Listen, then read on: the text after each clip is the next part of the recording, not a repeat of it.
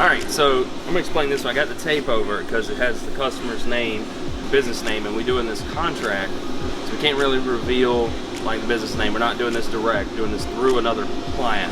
So I'm gonna lay this on the table and we're gonna kind of talk about how this is printed and let you know some of the capabilities with screen printing. Now this is really only if you're doing like a bulk amount with this work. This is actually 7 colors, and it was just a photograph that someone found online, and then we basically had the photo retouched and had some elements because it was very low resolution. If you get an image off of Google, pretty much any capacity, it's going to be pretty low quality. But a lot of people think that screen printing can only be done if it's super simple. It doesn't have to always be simple. Like these here, Paul's Plumbing and Electrical Service, this is simple.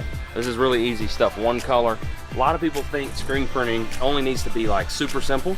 That's not really true, because you can print a lot of detail, you can print a lot of colors, you can print full color, just like this photo, but it's important to understand that generally it's about 6 to 8 colors. In this case, this is 7 ink colors. So I'm gonna explain the 7 ink colors and what we did to pull this off, both on press and in the artwork. I would suggest if you do a job like this, I would at least try to have 100 shirts, and that's how you're gonna be able to get your costs down to about $6 to $7 a shirt on average. It could be different depending on the shirt, but let me explain what this one is. So the colors that we have involved here, we have white, and anytime you're printing on a dark garment, you got to have white underbase or it won't really show up that well.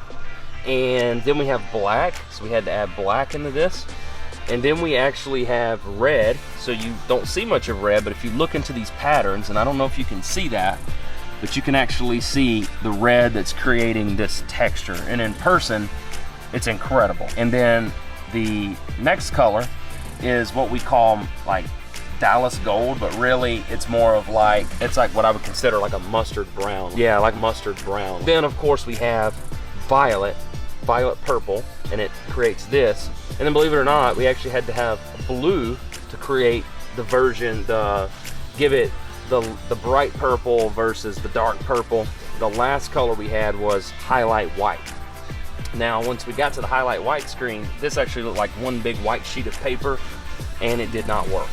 And what they're going for is more of like the stone color, like a tan. They wanted the red and the gold and all the stuff to kind of blend in, and so we changed out the highlight white for khaki. And so total, all of those colors creates this. It's actually a really cool image. Now we generally do not recommend doing something that's a lot of ink, because this is a lot of surface area. If this wasn't halftone dots, this would be a terrible piece of artwork on a shirt. And the reason is because it would literally be one big square of plastic, liquid plastic, which is what most ink is printed with, plastisol.